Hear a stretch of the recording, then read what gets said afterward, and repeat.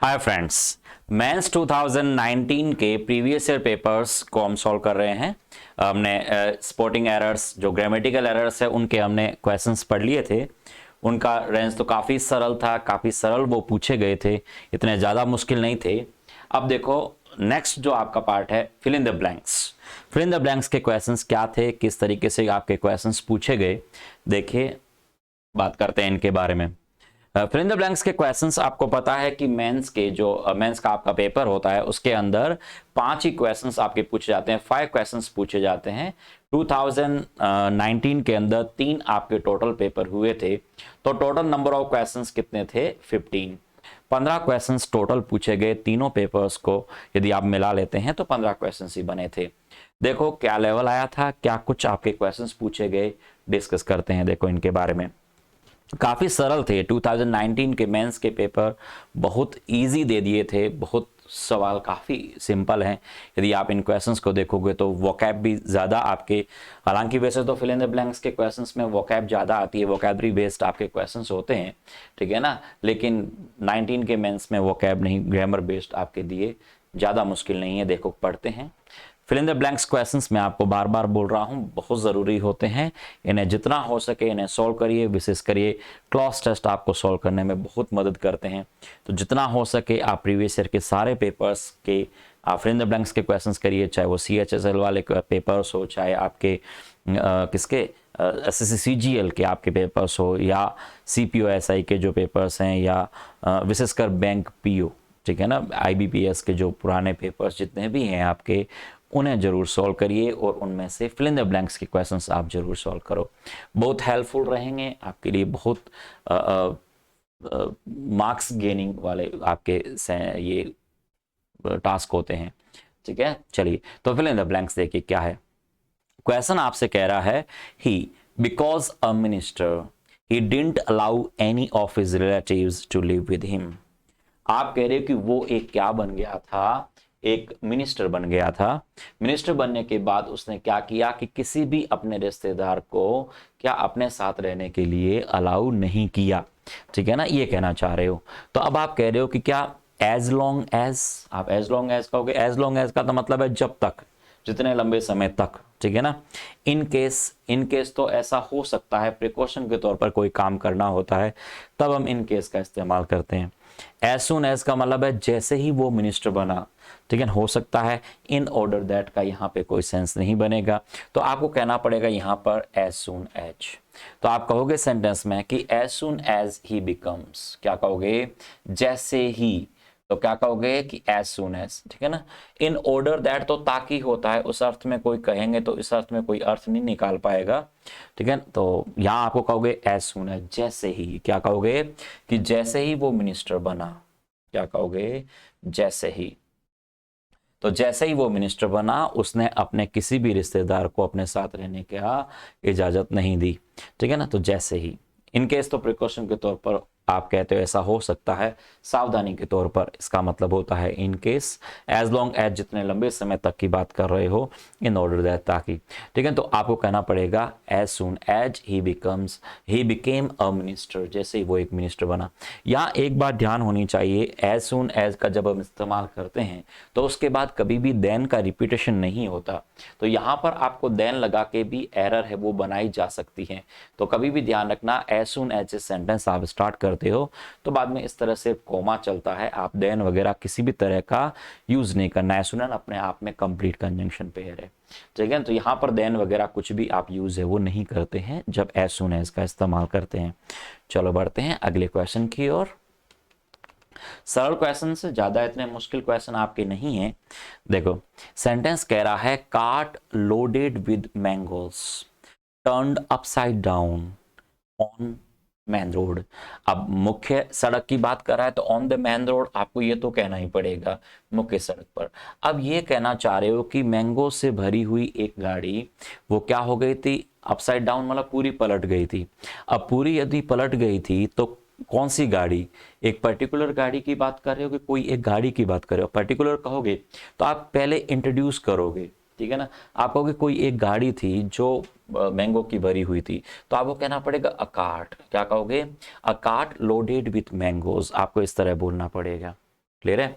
तो आप दोनों तरफ आर्टिकल द कार्ट आके करके पोस्ट मॉडिफायर कहीं दे रखा होता है WH वर्ड लगा करके, तो हम पर्टिकुलर कार्ट के बारे में बात करते हैं। तो आपको पहले आर्टिकल ए रखना पड़ेगा, फिर आपको ऑन द मेन रोड कहना पड़ेगा। तो पहले आप किसी एक अनिश्चित इस अर्थ में कहना चाह रहे हो, पहले आप नॉर्मल बता रहे हो कि एक गाड़ी वहां पे थी मैंगो से भरी हुई, ठीक है ना।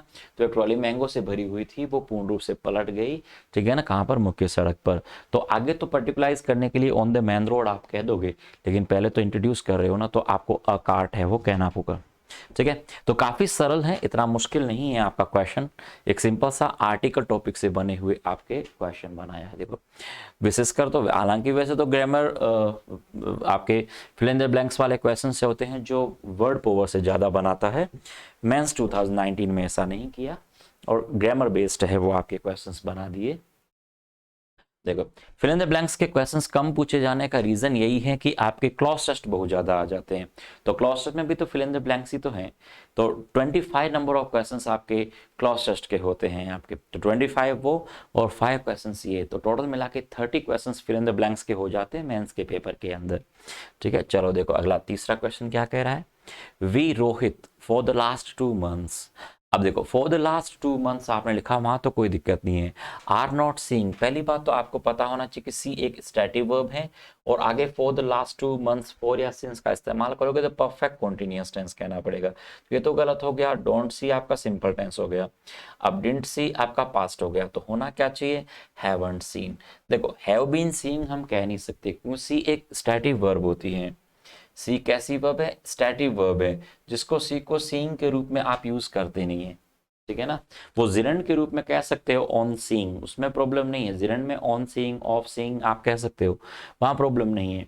लेकिन मेन वर्ब के रूप में सी एज ए स्टैटिक वर्ब की तरह यूज करते हैं, तो आप उसको सी को सीइंग सीइंग का यूज है वो नहीं करते हैं। यदि उसका मीनिंग बदलते हो, आप कह रहे हो वहां पे मिलने के लिए जाने के अर्थ में, तो उस अर्थ में आप कह सकते हो कि I am seeing my doctor this evening, तो उस अर्थ में सही हो जाता है क्योंकि वहां पर्पस दूसरा हो जाता है, उस सी का मीनिंग ही बदल जाता है। तो स्टैटिक वर्ब यदि अपना मीनिंग बदलती है सेंटेंस में, तो उसका जरूर आप सीइंग का इस्तेमाल कर सकते हो, वहां स्टैटिक वर्ब आईएनजी फॉर्म में यूज कर सकते हो। लेकिन यदि सी का मीनिंग आपका सेम मीनिंग निकाल रहा है, देखने के अर्थ में ही आप कहना चाह रहे हो, तो उस अर्थ में सी का सीइंग आप नहीं कह सकते हो। तो we haven't seen Rohit for the last 2 months, पिछले 2 महीने से हमने रोहित को नहीं देखा है, तो देखने के अर्थ में ही आ रहा है, स्टैटिक वर्ब है, आप हैव बीन सीइंग नहीं कह सकते। यदि इस सेंटेंस में ऑप्शन यदि मान लो एक ऐसे होता, एक मान लो ऑप्शन ये बना देता, एक ऑप्शन बना देता कि हैवंट बीन सीइंग, यदि मान लो एक ऑप्शन ये भी होता मान लो इस ऑप्शन में, ठीक है ना, तो ये बिल्कुल गलत होता। ये क्यों गलत होता, ये क्यों गलत होता, क्योंकि आप स्टैटिक वर्ब लिख ही नहीं सकते, आईएनजी वाली फॉर्म है, जो सी को आईएनजी वाली फॉर्म में ही लिखोगे ही नहीं क्योंकि ये स्टैटिक वर्ब है। तो स्टैटिक वर्ब में कॉन्टिन्यूअस टेंस आता है तो सिंपल टेंस में कन्वर्ट कर देते हैं, और परफेक्ट कॉन्टिन्यूअस वाली सीरीज को परफेक्ट में चेंज करते हैं, ठीक है। तो ध्यान रखना कि यदि फॉर और सिंस यदि आप किसी स्टैटिक वर्ब के साथ यूज करते हो, तो फॉर और सिंस का यूज हम परफेक्ट टेंस में करते हैं, ना कि परफेक्ट कॉन्टिन्यूअस टेंस में करते हैं। हालांकि फॉर और सिंस प्रेपोजिशन का यूज आप परफेक्ट और परफेक्ट कॉन्टिन्यूअस दोनों तरह के सेंटेंस में करते हैं, कोई प्रॉब्लम नहीं होती है, लेकिन दोनों में अप्रोप्रिएट रहते हैं। लेकिन यहाँ स्टैटिक वर्ब है तो आप यहाँ पर आईएनजी वाली फॉर्म में यूज है वो नहीं कर सकते, लेकिन परफेक्ट कॉन्टिन्यूअस टेंस बनेगा। चलो question number 4, we could see wild elephants bathing in the river. अब आप कह रहे हो कि वी कुड सी, हम देख पाए, आप कह रहे हम कुछ वाइल्ड एलिफेंट्स देख पाए का नहाते हुए, हम का नदी में नहाते हुए कुछ क्या वाइल्ड एलिफेंट्स है वो देख पाए, हाथी है हम देख पाए, जंगली हाथी देख पाए। तो एनी कहोगे, एनी तो यदि मान लो इसकी जगह कुडंट सी होता, नेगेटिव होता तो हम एनी लगाते, तो एनी का तो कोई मतलब ही नहीं रहा। नन भी नेगेटिव है, इसका कोई मतलब नहीं। लॉट तो लॉट ऑफ होता, तो अ लॉट ऑफ कहते तो कोई दिक्कत नहीं। We could see a lot of wild elephant तो सही हो जाता, लॉट का कोई सेंस नहीं बनेगा। तो पॉजिटिव सेंटेंस है, आपको सम कहना पड़ेगा। तो सेंटेंस बन रहा है कि we could see some wild elephants bathing in the river. आपके हम वहाँ घूमने के लिए गए थे, आपने कहा कि हम श्रीलंका घूमने के लिए गए थे, तो वहाँ नदी में हम बहुत सारे हाथी है वो नहाते हुए हमें वहाँ पर मिले, ठीक है, तो हम देख पाए उन्हें। तो we could see some wild elephants, इसकी जगह होता वी कुडंट सी, तो हम कह देते एनी वाइल्ड एलिफेंट्स, ठीक है ना। तो we couldn't see any wild elephant, उस अर्थ में आप कहोगे हम वहाँ पर कोई भी एक वाइल्ड एलिफेंट नहीं देख पाए, तो हम एनी लगा देते वहाँ पर। लेकिन सेंटेंस इन पॉजिटिव है, आपको सम कहना पड़ेगा, यहाँ पर आप एनी का यूज़ है वो नहीं कर सकते, ठीक है ना। एक आसान सरल सा सिंपल सा आपका क्वेश्चन है। देखो आगे बढ़ो, अगला सवाल आपसे क्या पूछ रहा है कि दिस विजिट यहाँ पर विजिट एक नाउन है। देखो, will not interfere our plans, interfere from our plans कहोगे, इंटरफेयर विद आर प्लान्स कहोगे, इंटरफेयर इनटू आर प्लान्स कहोगे, या इंटरफेयर एट आर प्लान्स कहोगे, ठीक है ना। बताओ क्या होना चाहिए। This visit will not interfere with our plans, क्या कहोगे, विद आर प्लान्स।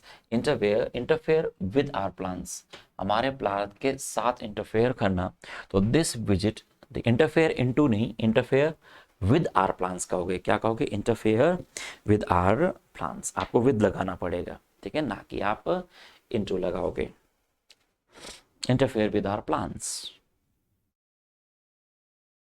हाँ, the children's series recommended for क्या कह रहे हो, यंग रीडर्स। देखो, द चिल्ड्रंस सीरीज कह रहे हो, सीरीज आपको पता है सिंगुलर भी होता है प्लूरल भी होता है। द सीरीज इज भी हो सकता है, द सीरीज आर भी हो सकता है। चिल्ड्रंस तो आपका पॉजेसिव केस में लिखा हुआ है, तो पॉजेसिव केस का तो कोई वर्ब के ऊपर तो असर पड़ता नहीं है, जैसी आपकी नाउन होती है वैसी वर्ब आती है। इसका मतलब बच्चों की जो एक सीरीज है, आप एक पर्टिकुलर सीरीज की बात कर रहे हो, वर्ब मस्ट बी सिंगुलर, क्या कहना पड़ेगा।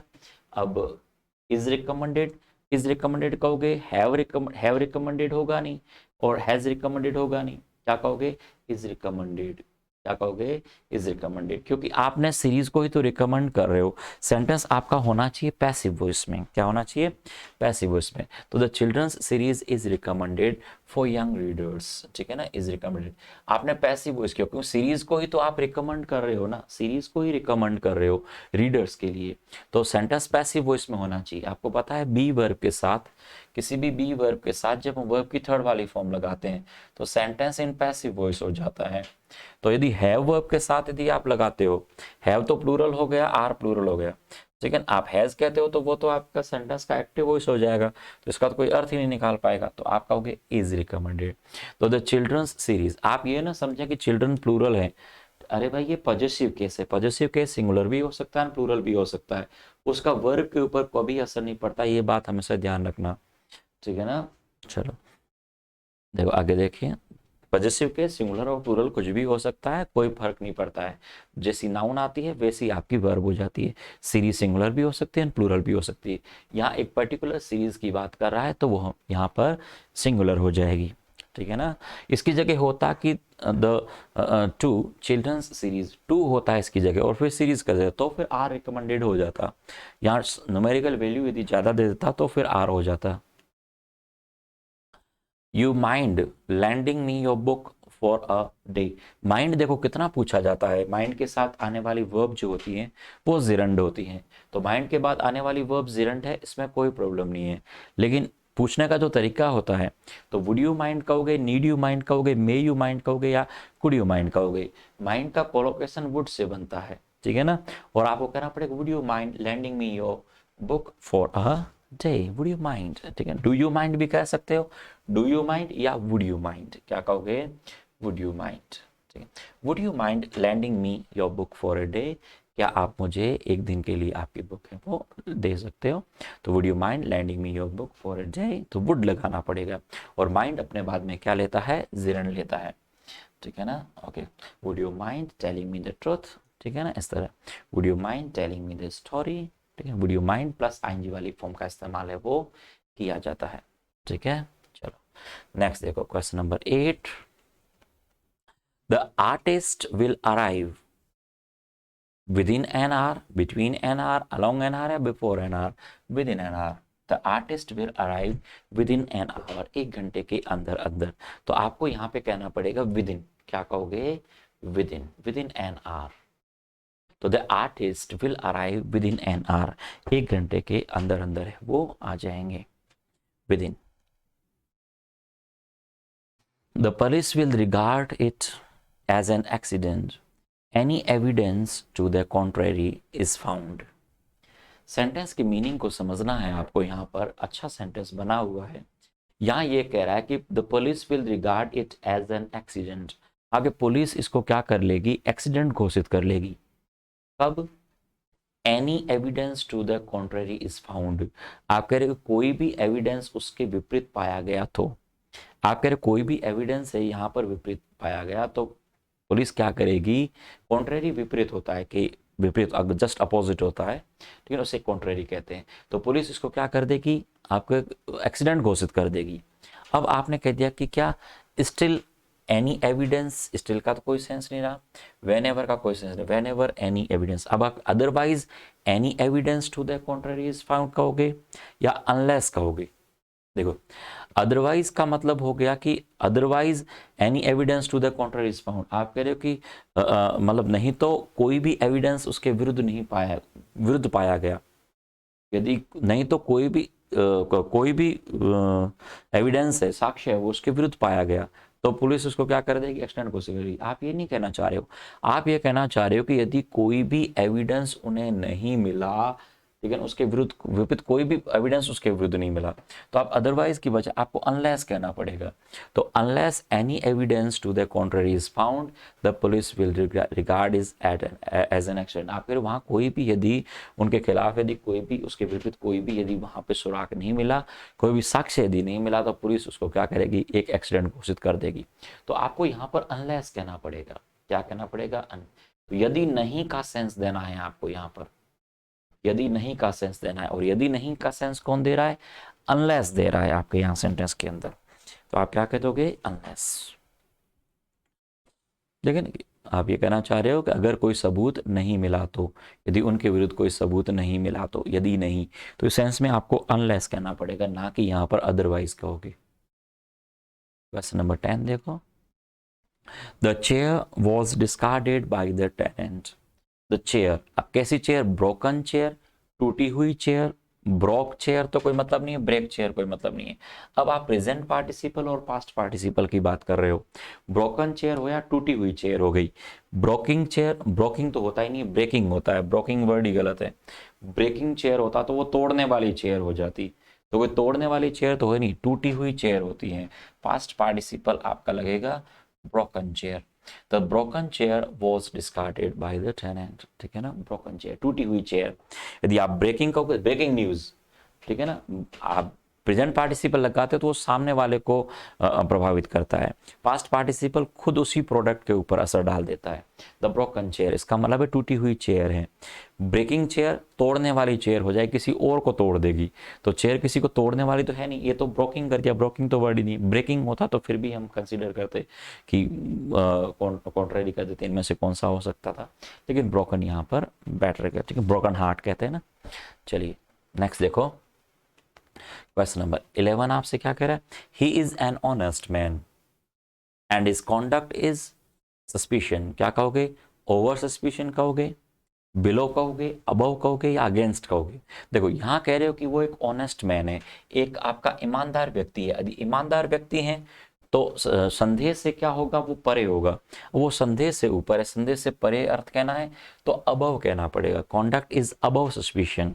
अबव सस्पिशन का मतलब हो जाएगा कि उसका जो संदेह से ऊपर हो गया, मतलब उस संदेह से परे हो गया।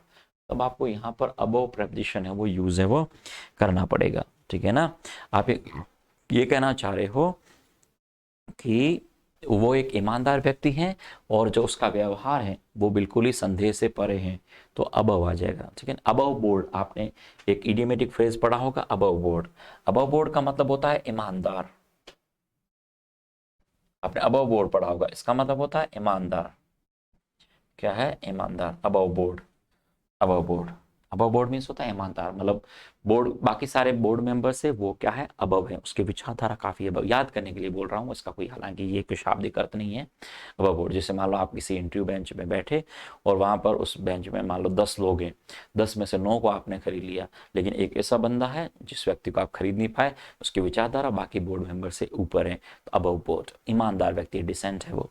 ठीक है, तो अबव बोर्ड। तो यहाँ पर अबव सस्पिशन कह रहे हो, संदेह के, सस्पिशन संदेह होता है, संदेह से बिल्कुल ऊपर है, उसका व्यवहार जो है, कॉन्डक्ट जो है, कॉन्डक्ट एज अ नाउन, ये यहाँ पर नाउन है, पॉजेसिव लग गया ना, पॉजेसिव लग गया तो नाउन हो गया। जब नाउन होती है तो इसको कॉन्डक्ट कहते हैं, वर्ब होती है तो कंडक्ट कहलाती है, वर्ब होती है तो उसका प्रोनाउंसिएशन होता है कंडक्ट, नाउन होती है तो इसको कहते हैं कॉन्डक्ट, ठीक है ना। चलिए, तो he is an honest man and his conduct is above suspicion, ठीक है ना, ईमानदारी ऐसे कह सकते हो कि वो संदेह से परे हैं, संदेह से ऊपर है, संदेह के घेरे से बाहर है। There no porters on the platform, आके प्लेटफॉर्म पर कोई भी कूली नहीं था। He had to carry his luggage himself, इसलिए उसे अपना लगेज है वो खुद लेके जाना पड़ा। देयर, अब आपको यहाँ सेंटेंस में क्या बी वर्ब लगानी पड़ेगी। अब बी वर्ब कौन सी लगा, बीन तो परफेक्ट फॉर्मेट होता है, तो ये तो हैज हैव हैड के बिना आप यूज कर नहीं सकते। हैविंग कहोगे तो हैविंग के साथ वर्ब की थर्ड फॉर्म चाहिए, ये ऑप्शन बनेगा नहीं। गोइंग तो खैर बिल्कुल ही गलत हो गया, तो सीधी बी वर्ब की आप जिरंड फॉर्मेट लिख दो और सीधा ही लिख दो प्रेजेंट पार्टिसिपल में, देयर बीइंग नो पोर्टर, ठीक है। आप देयर यदि नहीं होता सीधा ही कह सकते थे बीइंग नो पोर्टर अवेलेबल, ठीक है, on the platform he had to carry his luggage himself. इसका मतलब हो गया कि कोई भी किसी भी तरह का कूली है, पोर्टर्स कूली होते हैं, पोर्टर्स क्या होते हैं, कूली, ठीक है ना, कूली। तो there being no porters available on the platform he had to carry his luggage himself, आपके वहां कोई भी कूली मौजूद नहीं था, इस वजह से उसने क्या कर दिया, ठीक है ना, क्या किया, अपना सामान है वो खुद लेके गया। आपको बीइंग कहना पड़ेगा, बी वर्ब लगानी पड़ेगी, being. Been has have had लगाना होता तब जाके आती। हैविंग के साथ वर्ब की थर्ड फॉर्म पास्ट पार्टिसिपल के रूप में having plus third form use करनी होती, जो इस ऑप्शन में है नहीं। यहाँ पर गोइंग का कोई सेंस नहीं है, तो क्या बनेगा, बी, क्या बनेगा, बी। ये आप ऑप्शन से भी काट सकते थे इस सेंटेंस को, कोई ज़्यादा इतना मुश्किल नहीं है, ठीक है ना। आप इनमें से कितने क्वेश्चंस कर पा रहे हो, आप कमेंट्स में ज़रूर मुझे बताइएगा कि आपके कितने क्वेश्चंस सही हो रहे हैं, ठीक है ना। किसी क्वेश्चन में अटक रहे हो तो आप मुझे ज़रूर कमेंट करके पूछिएगा, मैं आपका रिप्लाई वहाँ पे कर दूंगा। क्वेश्चन नंबर 13 देखिएगा आपका क्या कह रहा है। The hall was spacious to accommodate all the guest, देखो क्या कह रहा है यहाँ पर, स्पेशियस कह दिया। अब स्पेशियस तो आपका एडजेक्टिव है, अब एडजेक्टिव, अब आगे क्या कर दिया, टू इन्फिनेटिव लगा रखा है, अब बाद में लगा रखा है। पहले होता तो सो और टू है वो भी पहले लगता है, टू नेगेटिव सेंस में आता है, वो पहले लग जाता है। अब स्पेशियस ऑल्सो, टू ऑल्सो का कोई सेंस नहीं है, फेयरली पहले इस्तेमाल होता है, फेयरली स्पेशियस होता है, ठीक है। रादर का इस्तेमाल बाद में कर सकते हो, लेकिन रादर कहोगे तो सेंटेंस आपका आगे है वो सेंस नेगेटिव दे देगा, तो आपको क्या कहना पड़ेगा, इनफ।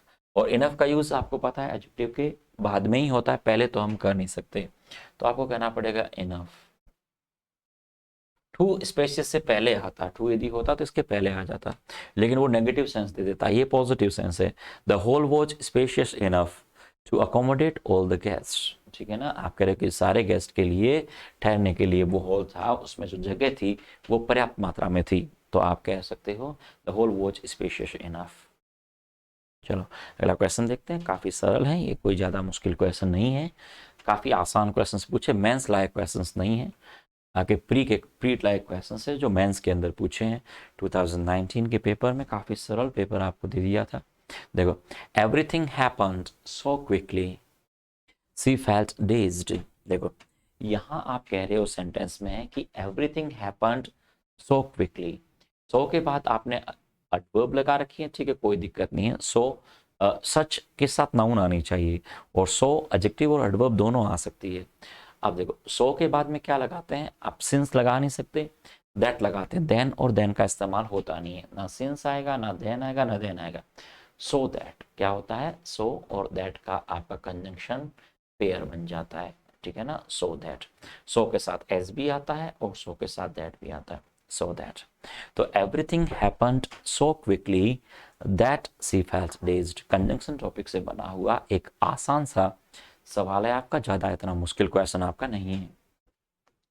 ओके, नेक्स्ट क्वेश्चन देखते हैं, क्वेश्चन नंबर 15, देखो क्या कह रहा है आपसे, सरल है इतना, ये भी आपका कोई मुश्किल क्वेश्चन नहीं है। देखो, everyone in the family been questioned about the theft, देखो theft everyone in the family, अब एवरीवन इन द फैमिली कहोगे तो फैमिली में क्या है, एवरीवन। अब प्रेपोजिशन वाले पार्ट के लिए तो हम वर्ब लगाते नहीं, फैमिली के लिए तो इज और आर दोनों लगा सकते हैं, जैसा पॉजिटिव होता है उसके अकॉर्डिंग इज और आर दोनों पॉसिबल होते हैं। लेकिन इन द फैमिली लिख दिया तो ये तो प्रेपोजिशनल फ्रेज चला गया, इसके लिए तो वर्ब आती नहीं है। वर्ब किसके लिए आएगी, एवरीवन के लिए आएगी। एवरीवन के लिए लगाओगे तो वर्ब आपकी सिंगुलर लगानी पड़ेगी, और आगे बीन क्वेश्चन लिखा हुआ है तो हैव वर्ब तो चाहिए चाहिए, ठीक है। तो इज आ नहीं सकती, आर आ नहीं सकती, ठीक है ना, जो कि बीन वर्ब है तो हैज हैव चाहिए। तो अब आपको हैव कह नहीं सकते क्योंकि एवरीवन आपका सिंगुलर है, तो has been questioned about the theft. तो everyone in the family has been questioned. Has been question का मतलब हो गया कि हर एक को क्वेश्चन पूछा गया, हर एक को क्वेश्चन है वो पूछा गया, आपको हैज कहना पड़ेगा। तो आप इन द फैमिली यहाँ हैव मत लगा देना, ठीक है, क्या कहोगे, हैज बीन क्वेश्चंड, ठीक है ना। सब्जेक्ट और एग्रीमेंट का आपका क्वेश्चन है, डिटर्मिनर्स पार्ट से आपका क्वेश्चन बन रहा है यहाँ पर, ठीक है। तो everyone in the family has been questioned about the theft, ठीक है, थेफ्ट। तो यहाँ सेंटेंस आपका काफ़ी सरल है, कोई इतना मुश्किल आपके सवाल नहीं पूछे गए, ठीक है ना। टोटल 15 क्वेश्चंस ही थे आपके, 3 पेपर ही हुए थे आपके मेंस के अंदर, एक में 5 पूछे जाते हैं, और तीनों मिला करके आप देखें तो 15 क्वेश्चंस ही बनते हैं। 15 क्वेश्चंस टोटल आपके बने थे तीनों पेपर्स को मिला करके, ठीक है ना। बाकी जो क्वेश्चंस बनते हैं फिल इन द ब्लैंक्स के वो क्लॉज टेस्ट में बनाए जाते हैं, इस वजह से आपके जो हैं मेंस के अंदर ये कम पूछे जाते हैं, 5-5 क्वेश्चंस ही आपके बनते हैं, ठीक है। जो इसका तीसरा पार्ट है जो आपका सेंटेंस इम्प्रूवमेंट से, वो अगली क्लास नेक्स्ट क्लास में हम पढ़ेंगे सेंटेंस इम्प्रूवमेंट। उसमें 22 क्वेश्चंस आते हैं एक पेपर के अंदर, टोटल 66 क्वेश्चंस होते हैं मेंस के अंदर 3 पेपर में। जो 66 क्वेश्चंस हैं उनको हम अगले 2 वीडियोस के अंदर कंप्लीट करेंगे, ठीक है। चलिए, ओके, थैंक्स फॉर वॉचिंग, ठीक है। मिलते हैं नेक्स्ट वीडियो में, ठीक है ना, ओके। तब तक के लिए बाय बाय।